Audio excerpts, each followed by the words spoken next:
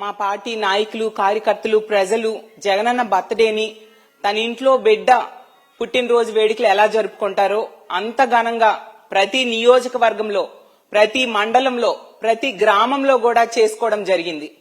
ఆ సంబరాలను చూసి ఈ తెలుగుదేశం పార్టీ నాయకులకి కడుపులో మంట.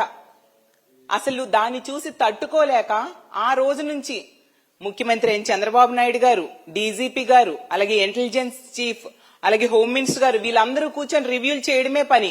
ఏ విధంగా వైఎస్ఆర్ కాంగ్రెస్ పార్టీ కార్యకర్తల మీద అక్రమ కేసులు పెట్టాలి అనేసి. ఎందుకంటే వాళ్ళకి అర్థమైపోయింది, వాళ్ళ ఇంటెలిజెన్స్ రిపోర్ట్ లో ఖచ్చితంగా వచ్చే ఎన్నికల్లో జగనన్న మళ్లీ ముఖ్యమంత్రి కాబోతూ ఉన్నారు. ఈ కూటమి అనేది తుక్కుతుక్కుగా ఓడిపోబోతూ ఉంది.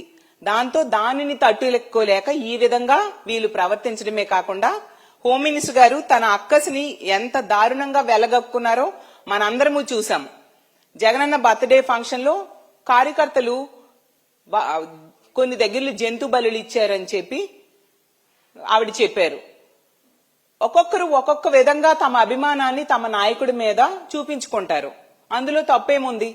అలా అయితే బాలకృష్ణ గారి సినిమా రిలీజ్ అప్పుడు జంతు బలులు ఇవ్వలేదా? మరి అప్పుడు ఎందుకు మీరు మాట్లాడలేదు హోంమంత్రి గారు నేను అడుగుతూ ఉన్నాను. అలాగే పవన్ కళ్యాణ్ గారి సినిమా రిలీజ్ ఫంక్షన్ లో మనం చూసాం, థియేటర్ నే కాల్చేశారు అతని అభిమానులు.